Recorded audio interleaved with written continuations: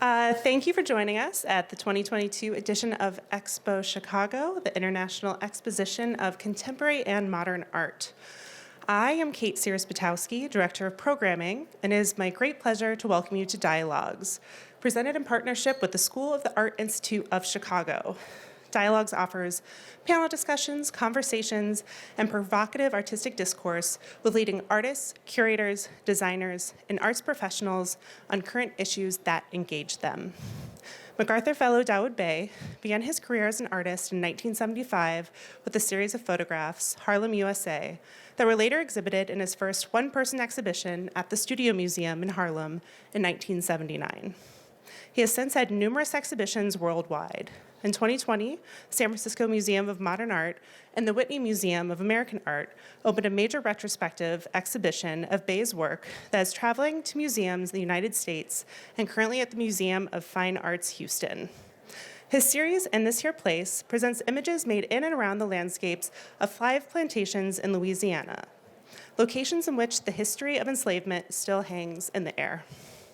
Dawoud will be joined by Sarah Meister, Aperture's executive director, following more than 25 years in the Department of Photography at the Museum of Modern Art, New York. At MoMA, Sarah's most recent curatorial projects consider Brazilian modernist photography, Gordon Parks in partnership with the Gordon Parks Foundation, and Dorothea Lange, one of Aperture's founders.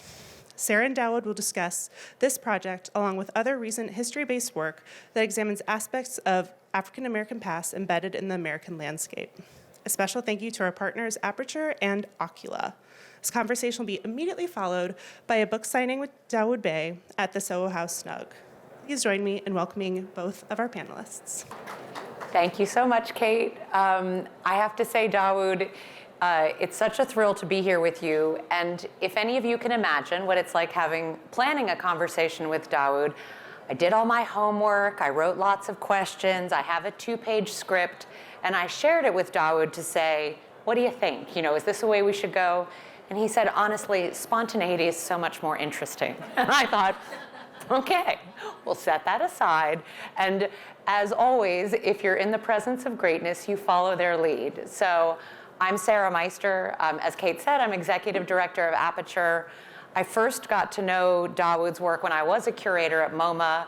I included it in several exhibitions that I organized. I was very happy to be there when we did a major acquisition that features some of the works that we're going to talk about tonight. And now at Aperture, Dawoud is a trustee, so I'm getting to know him in all new ways, and his leadership for Aperture as an organization is deeply, deeply appreciated. So personally, when I started talk, I like to say, Kate just mentioned the exhibitions that are happening this year, right now, including at the Grand Rapids Art Museum with Carrie Mae Weems, the Traveling Retrospective, shows at Stephen Dater, at Sean Kelly. So my first question is, how are you doing? Where are you tonight? How are you feeling? Well, I'm happy to be here. Okay. In relation to the extraordinary amount of activity and exhibitions that I've been in the midst of, it's been an extraordinary opportunity, but I think I'm allowed to say I'm a little tired. That's what I meant. So we'll keep this. I think I'm allowed to say that. That is well deserved. But yeah, I'm definitely glad to be here. Glad to see all of you come out to show your interest in the work by being here. Because that is, after all, why I do the work. I do it because I need to do it. I do the work because I need to make the work that I want to see, the work I need to see. But I also very much do the work to provoke a conversation. If the work just stayed in my studio or in my home, it would not be fulfilling or meaningful to me at all, because I make the work to be both a part of a conversation, a larger conversation, and for the work to provoke a conversation. So, yeah, I don't want to get too far ahead of myself, but that's kind of how I'm feeling as I sit here today. Well, that's a pretty, first of all, we appreciate you being here tonight. I think all of us agree that the chance to hear you speak in Chicago, but this isn't where you grew up. So I thought maybe we'd begin by asking, how did you come here to this place as we're going to go through various other places in the American landscape that you've visited and made work? Well, I came to Chicago in 1998, 5 years after doing a residency project in 1993 with the Museum of Contemporary Photography at Columbia College. Some of you may know that I've been teaching at Columbia College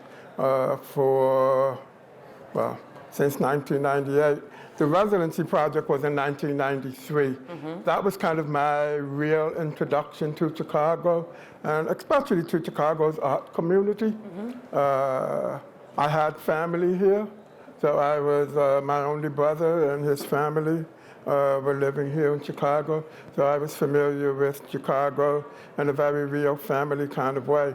But 1993, during the exhibition and residency project here, and then having the exhibition at the Museum of Contemporary Photography, that was the beginnings of my introduction to and engagement with both the photography and the art community here. And it was a direct outgrowth of that exhibition that I began exhibiting here in Chicago, initially with Rona Hoffman Gallery for many years, and now with Stephen Data Gallery here in Chicago. But it was coming here in 1993 to do that residency project with MOCP that with my introduction to Chicago. I came here 5 years later in 1998, mm-hmm. Interestingly enough, to take a position in the photography department. But I was contacted by the then director of the Museum of Contemporary Photography to tell me that there were 2 positions available in the photography department if I was interested in applying. So it was the Did you get to choose between which one you wanted, or did you? Yeah, it was the position that brought me here. And it's not coincidental that I was contacted by a museum director for a position in the photography department, because that's kind of the relationship even then that I had began having with museums. Well, I think you occupy a unique place in that I think you're an educator, you're an artist, you're also a sort of leading voice in the field. And so maybe talking about the Museum of Contemporary Photography and Columbia College, sort of when did you first realize that what your role was going to be as a teacher? Like how making that transition from being, because I think a lot of us are gathered here because we learned something in contact with you. Well, I think I became a teacher for the first time in 1976 or 77. Pretty early. When I was contacted, again, by a museum, by the Studio Museum in Harlem, who invited me to teach a photography class at the Studio Museum. At that time, Studio Museum had an active program of classes and workshops, photography classes. Some of you probably know Julie Dash, Daughters of the Dust. Julie was teaching a film class there. So there was an active roster of classes at the Studio Museum in Harlem. And I had began to become a part of that community. You know, Studio Museum in Harlem was hugely important to me in the formation, the initial formation of my community. So it was through that relationship that I was invited to teach for the first time. And one of the first students who walked into that class was my now dear friend, Carrie Mae Weems. And Carrie walked in with her Leica camera in her hand. She was very shy. And she nervously asked me, "Do you think I could be a photographer?" And that's when I became a teacher. when somebody believes that you have something to teach them. And can they become this thing? I didn't know, but that's when I realized the importance of being in that position as teacher. And so I said what I thought was the only right thing, which was, of course you can. Let's get to work. Like that's what you're supposed to say. Of course you can. Let's get to work. So that's when I became a teacher. Now, Really? That's a really interesting moment, because just yesterday we were talking about that moment in Harlem in the mid to late mid 70s, and we were talking about your first major exhibition there with Frank Stewart and Jean Matusami Ash. And Jules Allen. And Jules Allen was in it too? Okay, I didn't realize. Sorry, Jules Allen. So, and yet you were saying, so at the same moment in which you're realizing you're a teacher, you're also showing your work alongside these artists that you described to me that you felt were much further along, much more sophisticated in their thinking about themselves as photographers. Will you take us a little bit back there for you? You know, within that community at that time, I was the younger one. In most cases, by a decade or so, and at the very least, maybe 7 or 8 years. So I was the youngest one. There were those photographers from the Kamonge workshop that I began to meet at that time, and they were a full decade ahead of me. They became first my mentors and then my friends. Frank and Jean and Jules Allen are probably about 7 years older than I am. The only ones who were exactly the same age were me and Carrie Mae. So we were kind of in between the Kamonge and this younger group of photographers, and it was kind of the two of us who were kind of straddling that divide and had deep connections to both the history as well as the younger photographers like Lorna Simpson, who started to emerge. So we still joke to this day that we were the in-between generation. I love it. And we were in between Kamonge, in between Lorna, and even Frank and... It's a pretty distinguished in-between generation with, so in between greatness and greatness with greatness. But actually, since I'm seeing this is our first slide, and you prepared this rotating set of images, not to give it away what's coming up, but since you all have already seen the slides, you included 3 works by other photographers. Frank Golke from his Wichita Tornado series, so just note.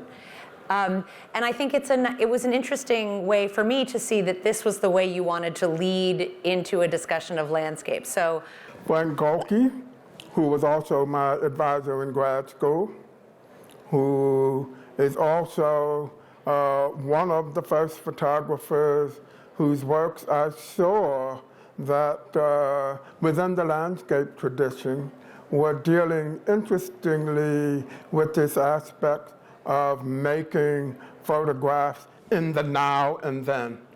The Wichita Falls tornado photograph.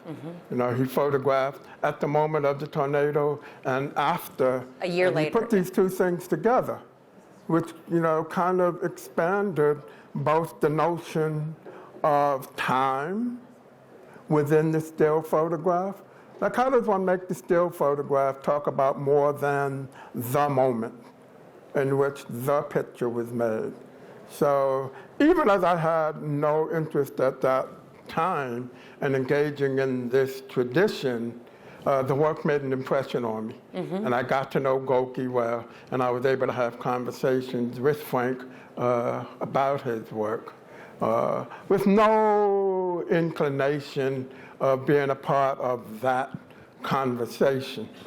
I'm showing you, since somebody seems to be manually controlling it, and Joel Sternfeld, who also was one of my advisors in grad school in the Yale photography program.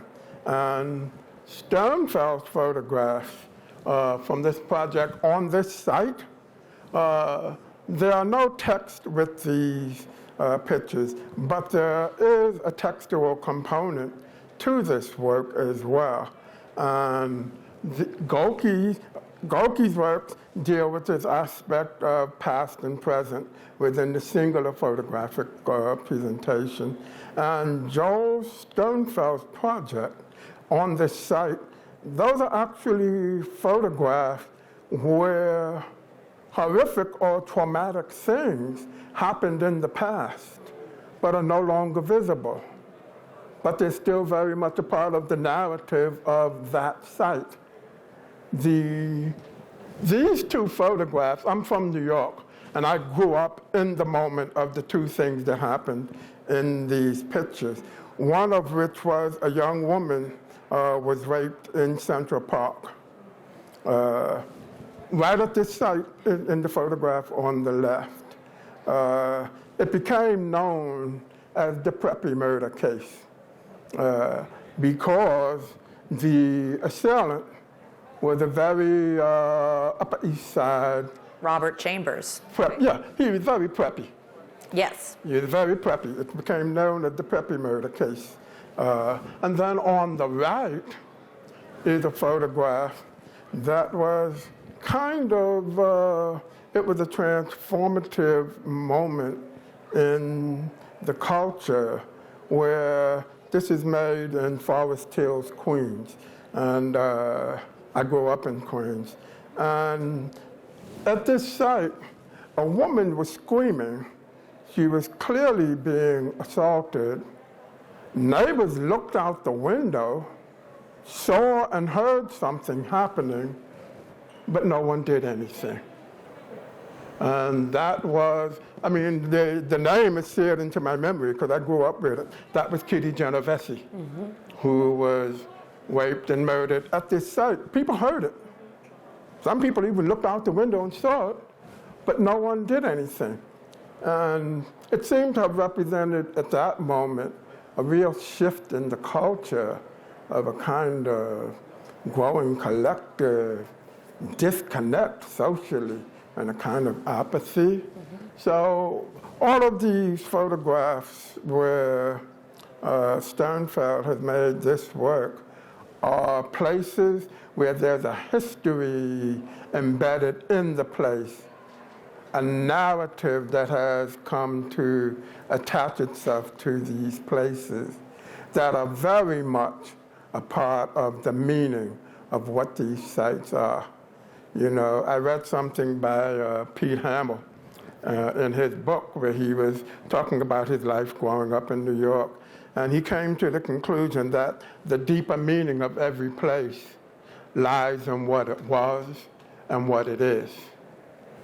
And that idea stuck with me too. From reading the whole book, that's what I remember. That every place, the deeper meaning of it is what it was and what it is. And so these Sternfeld photographs kind of evoke that idea, that you can go to a place and there's something that happened and you can make a photograph that is meant to evoke the memory that lies within and is embedded within the landscape of place. And then finally, Lee Friedlander's, it was an epic project, the American Monument Project. And he went all across the country photographing monuments. The fact that we are actually surrounded by the markers of history that we, over time, become ambivalent to. Or even blind to them. It's as if we didn't even. We don't even realize it, but this notion that something is being memorialized, something from the past is being memorialized in our contemporary moment. And because I do believe very much that my work, as I'm making it to be a part of a conversation. And with the history-based work that I'm doing now, I've just selected, these 3 photographers whose works I know well, who I consider this work to be in conversation with. Because I'm also making work now in places and within landscapes that are deeply embedded with aspects of African American history, the African American past, photographing those places in order to bring them into a contemporary conversation. And I think each of these examples is so interesting because they require, not in a way that's unlike your series, they require different amounts of information to know what it is you're looking at and why it matters. And I think, one of the, we're going to talk about 3 different bodies of your work, but I always, I did a Dorothea Lange project, was one of my last ones at MoMA, and she said, which I found a very curious statement for someone who dedicated their life to making images, she said, all photographs can be fortified by words. And I disagree, actually. I don't think all photographs can be, or even... Can be. It's an option. It's an option, but I actually think with something like the Lee Friedlander, they don't seem to require, they don't require words in the same way that I think the Joel Sternfeld photographs for people who maybe didn't grow up in New York and didn't see the site of that Preppy murder case on the front page of the Post. I remember it very vividly as well. The place, some photographs really are helped by words. And so maybe we'll use that as a way of guiding it, since it wasn't what I had planned to talk about at all. But maybe that could be a way of thinking through some of the series of yours that we brought up. And I don't know if you want to keep them just rotating through. Yeah, we should just start rotating them. Rotate them through. But we'll start with the Birmingham project, since that's first.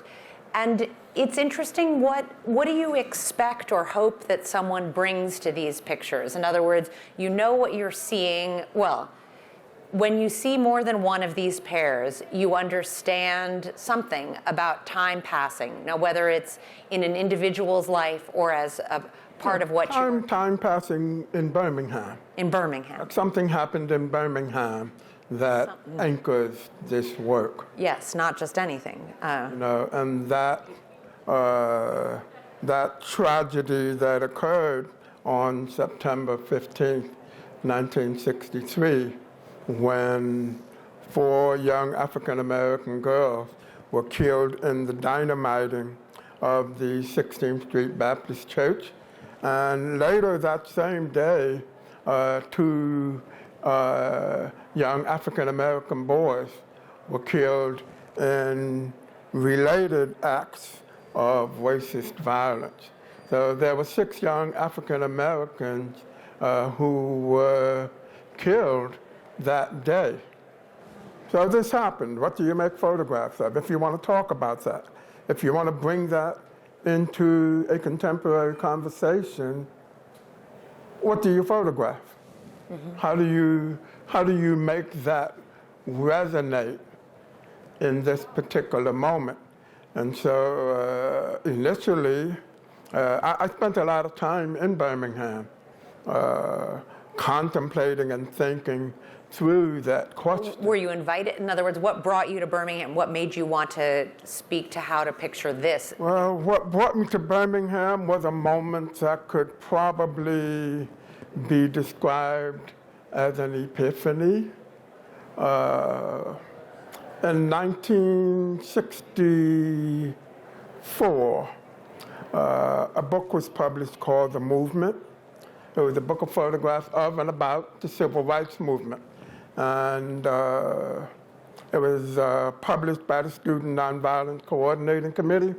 And they had given these photographs, wide range of photographs, photographs of demonstrations, police violence, lynching, all related to the civil rights movement. And they had given these photographs to Lorraine Hansberry, the writer and playwright, and asked her if she could write a text that would weave all of these photographs together into a narrative. My mother and father went to hear James Baldwin speak at the church that I grew up in. And after his talk, they were selling this book, The Movement, which was published as a fundraising vehicle for the Student Nonviolence Coordinating Committee. And they were selling this book, so my parents bought the book, and they brought it home. And they didn't bring it home with a good deal of urgency. I was 11 years old. So probably the worst thing you can tell an 11-year-old is that you must look at this book. I've had an You'll probably 11-year-old. You've had an 11-year-old. you'll probably do your best to ignore the book for a few days. So they actually Worse if didn't, they were 14, but maybe even as 11, we'll see. You were they didn't say anything. precocious. They left it in some conspicuous place because I was an avid reader. I would read the cereal box. I would read anything. So they knew if they left this book out. And so I started looking through the book. And there was one photograph in particular. There were a number of really horrific photographs. But there was one photograph of a young African-American girl, Sarah Jean Collins, laying in a hospital bed with 2 heavy gauze bandages on her eyes. And that picture just seared its way into my psyche. I would have nightmares about that picture sometimes. And then eventually I was able to park that picture somewhere in my psyche or my subconscious, and I stopped thinking about it over the years. Many years later, a good 40 plus years later, something shook that picture loose. And I woke up one morning. I didn't quite know what that expression meant until then. That expression, to sit bolt upright. I mean, I always thought it was kind of an interesting expression. I can't say I really knew what it was until one morning, I literally, as if someone had slapped me on the back of the head, sat bolt upright in bed, and that picture came flashing back. And so I know I needed to do something with that. And I told myself what I needed to do was to go to Birmingham. I need to see the place where this trauma had happened, because obviously I had not forgotten. Right. I was 11 years old, and now I'm like maybe 50-something years old. And this picture comes flashing back forcefully. And so I went to Birmingham. Didn't know anyone there, but the intention primarily of attending a church service at 16th Street Baptist Church. I needed to go to the place, the site where this happened, just to bear witness to that place. And that first trip and talking to people, I had some very enlightening, interesting conversations that were not the conversations that I was expecting to have. That, you know, and in the interest of time, I can't tell you all of the interesting stories. But suffice it to say that not everyone that I spoke to in Birmingham at that point, including the minister of the church, was as interested in revisiting that history as I was. That was the first realization. And I think it's that I didn't know this about how the series started, but I do think you came up with a different solution that feels very different from any body of work that had ever preceded it for you. It took me some time because I thought initially of making portraits of young African Americans in Birmingham that were the ages of those 6 young people, which still felt incomplete because it didn't address the passage of time, the loss of possibility, and the ability to make photographs speak of the past and the present simultaneously, which of course is the relationship to the Goki photographs, you know, and they're paired. So I decided to not only photograph young people in Birmingham, but older people in Birmingham who were exactly the same ages that they would have been had they not been murdered that day, and to put them together, an 11-year-old girl with a 61-year-old black woman. I would be able to talk about the passage of time, the loss of possibility, absence, memory. I could make the photograph function in multiple ways and to resonate in a way that brought what I thought was sufficient and meaningful weight to this trauma that I wanted to make work about.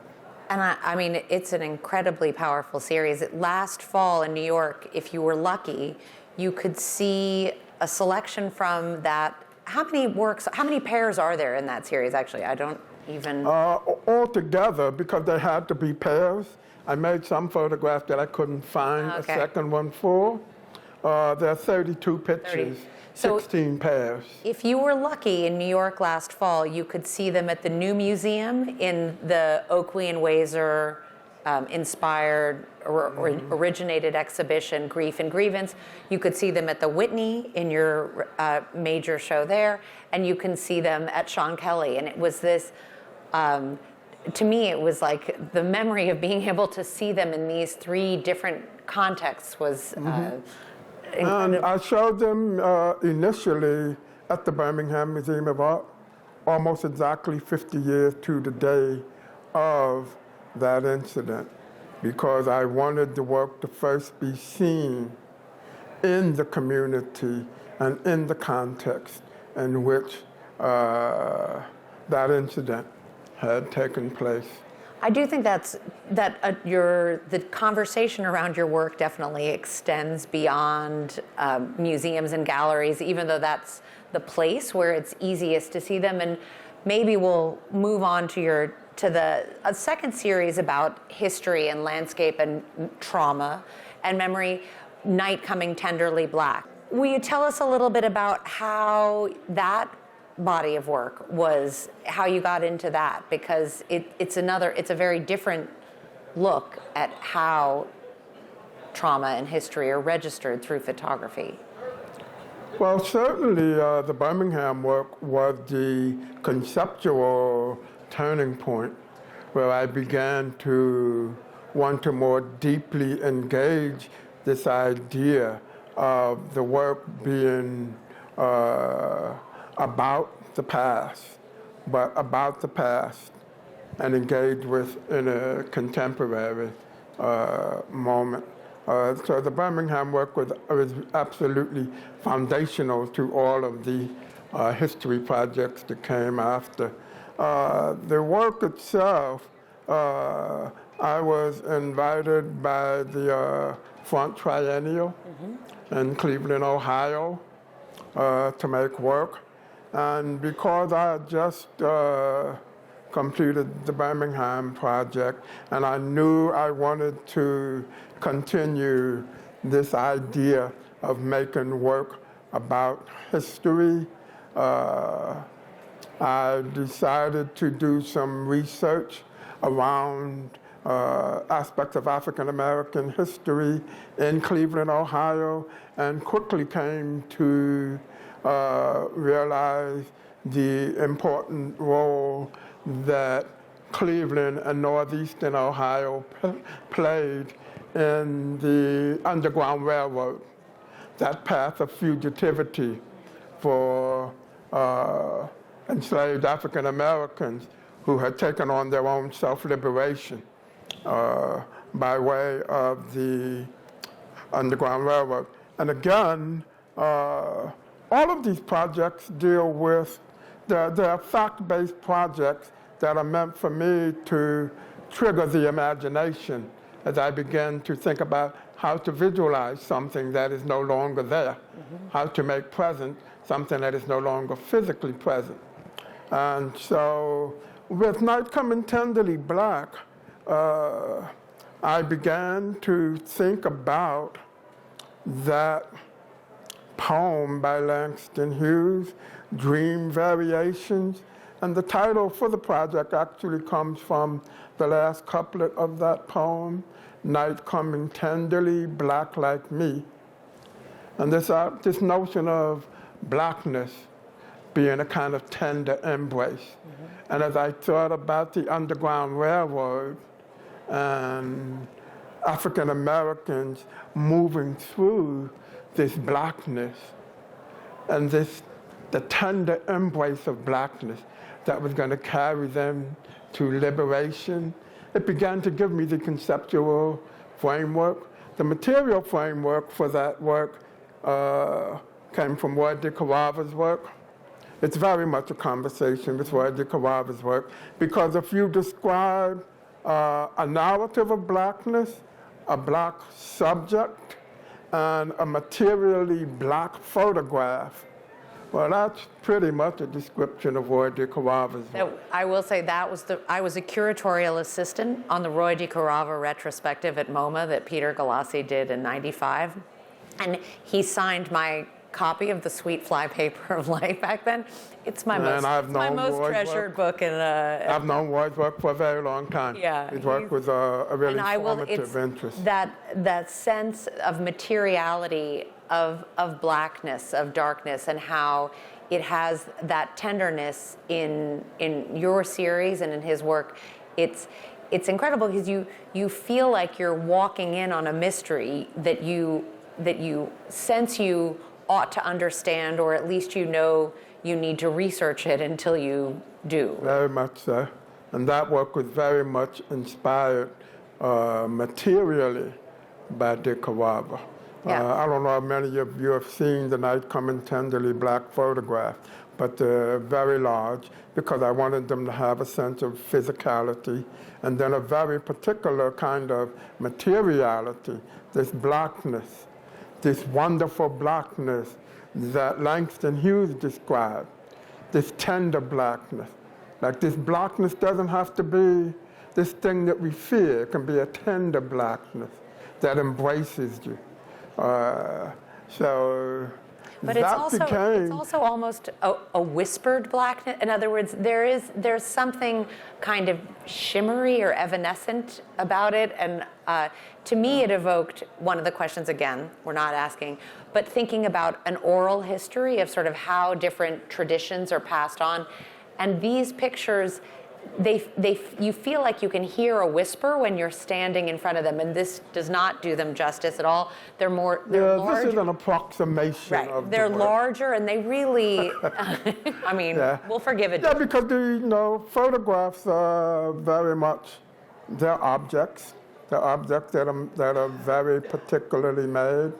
We tend to, I think of photographs largely as images, what they're of. And DeCarava reshaped my thinking around that from the very beginning, that the photograph is not only what it's of, but how the object is realized materially to push the narrative of the subject. And also with this work, I began to want to take on this notion that within the landscape tradition, there has not been a lot of work within that tradition around the notion of blackness. A lot of the conversations around blackness and representation have come to center on the black body, the black figure.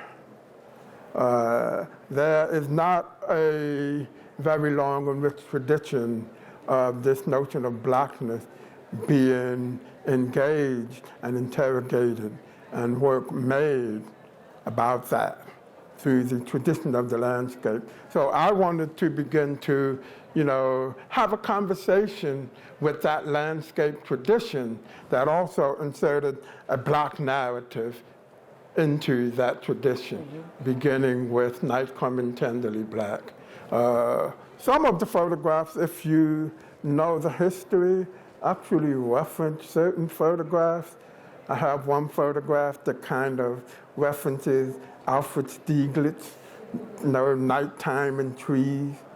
But Stieglitz wasn't talking about what I'm talking about. So I want to use that language. Neither was Paul, Strand's white face. I want to use that language to talk about something else. What that tradition can be meant to evoke. And listen, Stieglitz may not be listening, but I think Paul Strand is listening to the way in which you're taking a white fence and making it into...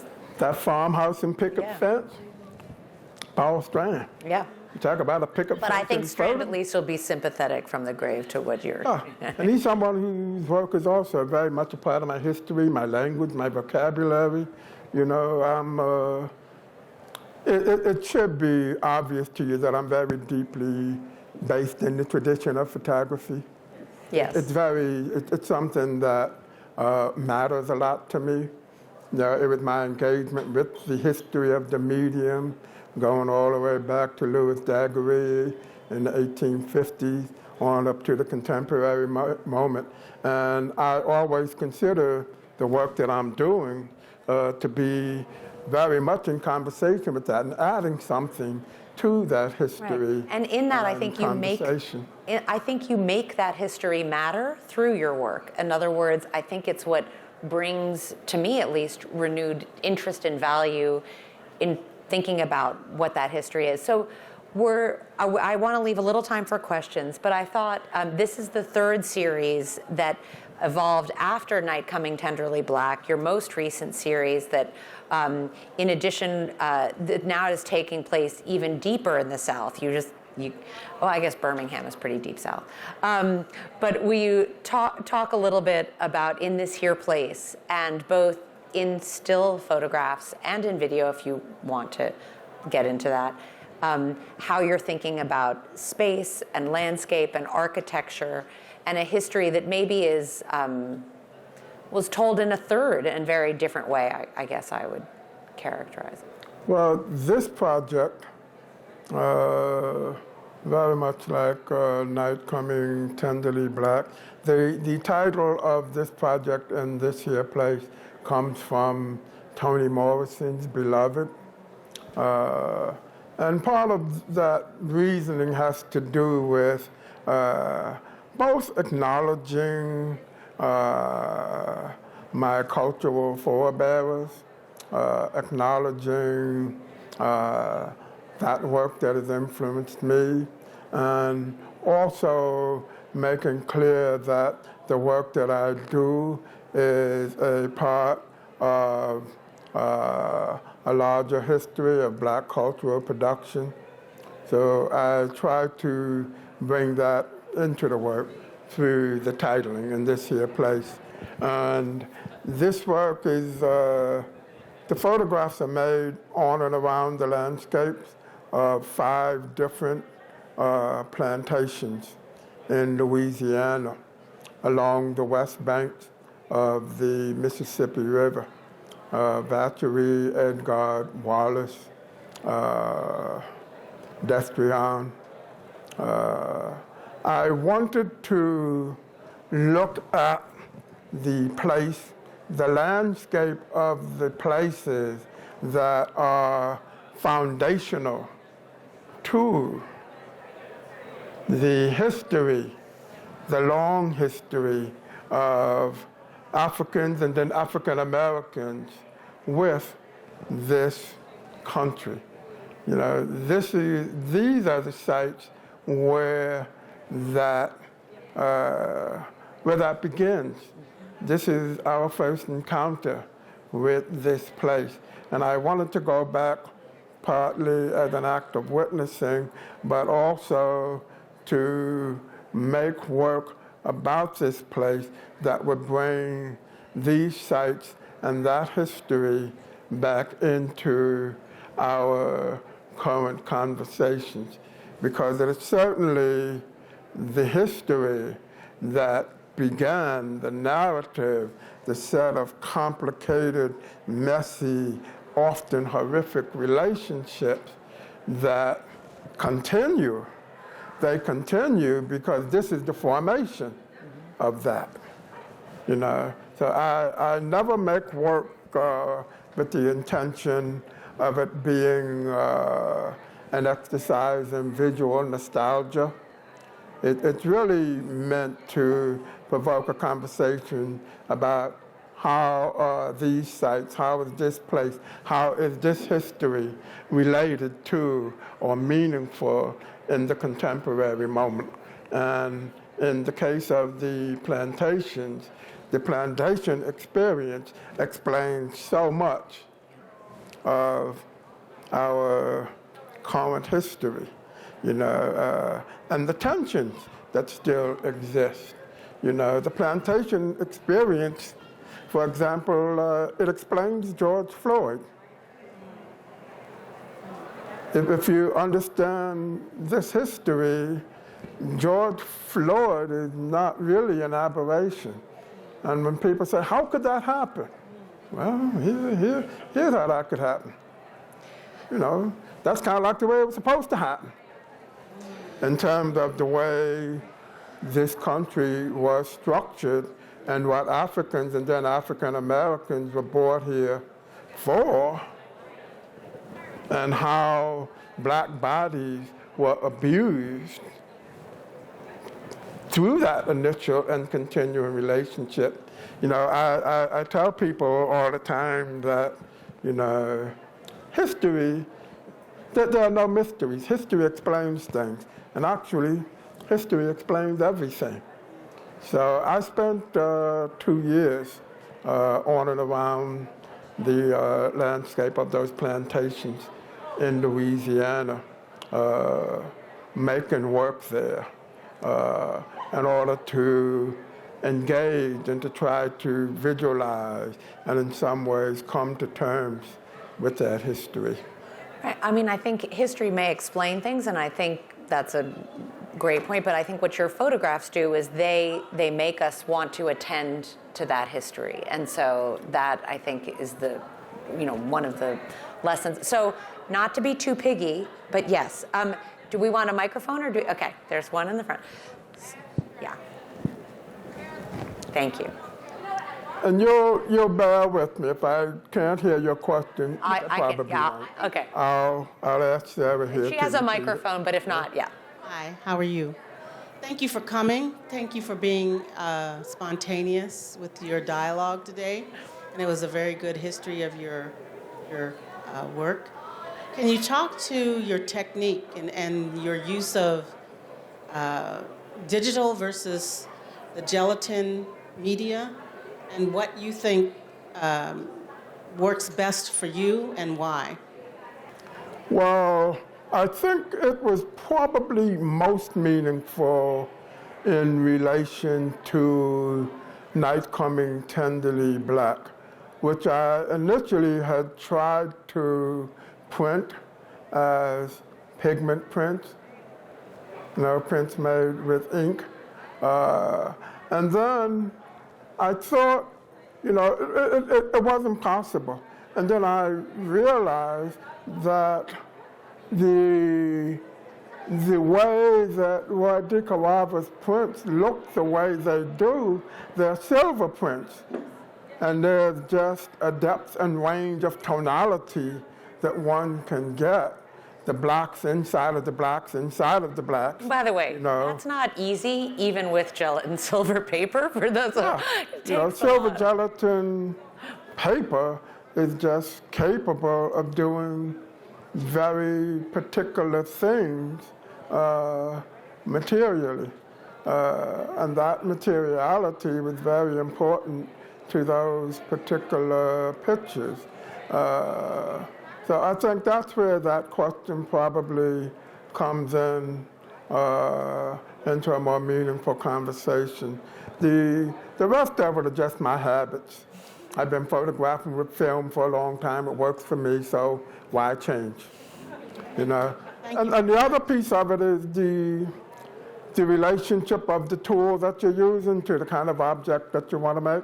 Yeah, for I a would long hear you talk a little about scale too, because yeah, you know, in order to make a large print with the quality of material description that I want my work to have, you need to start with a relatively large negative, because the more you enlarge the negative, the more the print begins to materially degrade.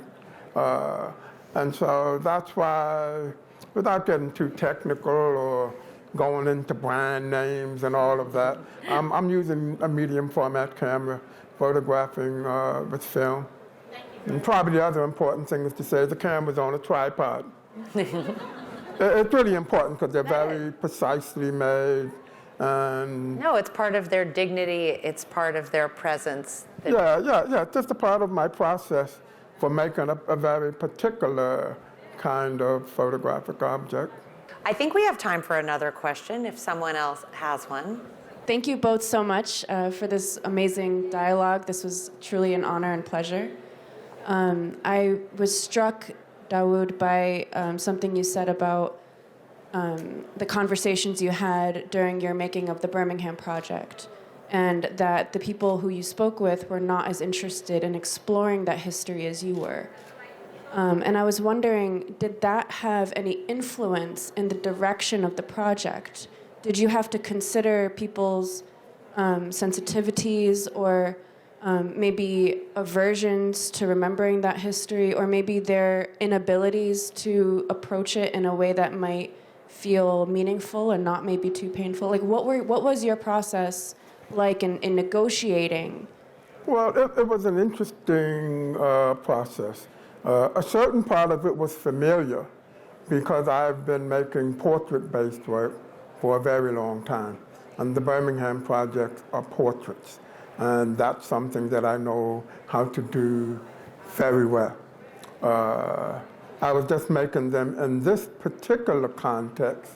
And my conversations with people were really important to the making of that work. Several conversations were going on. I would go into schools to talk to young people about the work that I was doing, because I knew I wanted to make photographs of young people who were 11 and 14, and the boys were 13 and 16. So I needed to have conversations with them. And one of the things that I quickly realized in speaking with the young people, they were all very familiar with that history. There was not one school that I went into where I asked, can anyone tell me what happened on September 16th, 1963? Now, mind you, we're talking 50 years ago, and these are kids. They were all very familiar with that history. So obviously, someone is doing the work of keeping that history present for them. The other interesting thing, those conversations, well, I had a conversation with one older woman, and she said, you know, this project, you're making me think about things that I haven't thought about for a long time. And she said, you're reminding me that during that time, all of the things that were going on, my parents didn't talk about them. Which I think is an interesting notion, because people might mistakenly believe that those horrors and the civil rights movement were kind of dinner conversations, you know. And she even told me that in Birmingham, you know, the black community in Birmingham got the nickname of Birmingham, because in order to intimidate black people, you know, the Klan and other racist, white racists in Birmingham would dynamite someone's car, dynamite someone's home, just to keep folks terrified. And she told me that right across the street, an explosion went off one night. And she asked her mother, what was that? And her mother basically said, oh, don't worry about that. That was just a little something, you know, in order to minimize the fact that they were living in essentially a war zone so that those kids could get up in the morning and walk out the front door with some level of confidence. So there was that. The other thing was, after several weeks of reaching out to older adults, a lot of women had come forward to be subjects in the project. And in spite of the fact that I was hanging out in the barbershop downtown, black barbershop, where I was hoping to find some men who wanted to participate, including the barber in that barbershop, because I knew he was the right age, but he never volunteered to participate in the project. Someone told me, you know, this is not something we necessarily want to think about, you know, to sit in front of the camera in this context and to have to think about this. So, in fact, in order to get men to participate in the project, I met someone who I had been wanting to meet, Carolyn Moore McKinstry. And she's now Reverend Carolyn Moore McKinstry. Carolyn Moore McKinstry was one of the girls who had been in the girls' room with her friends before the explosion went off. There were actually 6 girls who were together. 4 of them were killed. One of them, the one whose picture I saw with the gauze bandage, was seriously wounded. And Carolyn McKinstry had left. She was the Sunday school secretary who left to go hand in the Sunday school report to the church secretary in order for them to read it during service. And she looked at her watch and realized it was getting close to service time, and so she left. And just as she got on the stairs to go upstairs, the explosion went off. So I had always wanted to meet her because she's done a lot of public speaking about that moment. She obviously had to do a lot of work and self-healing on herself. And I finally met her. And she asked me how the project was going. And I said, it's going fine. And then I said, I better tell her what's really going on. I said, except not a single man has come forward to be a subject. And obviously, this project is not going to work unless some men participate. She said, really? And she got on her cell phone right then and started calling all her male contemporaries, because they were all the same age. She knew them, and told them that she was standing there with me, how much she loved me, we felt like old friends, and that they had to participate in this. And finally, the men, because of her reassurance, and because of her deep connection to that history, the men started to participate, including the barber. Well, I'll say to the answer of who are you, you are the person who brings these people in front of your camera. It is, let's not give her too much credit. It's because of the care that you show, the attentiveness of your work, and I think we're all the beneficiaries of it. So thank you for your generosity tonight with all of us. Thank you for your good questions. And thank you, Dawoud. Really a pleasure. Thank you. Thank you all. Thank you.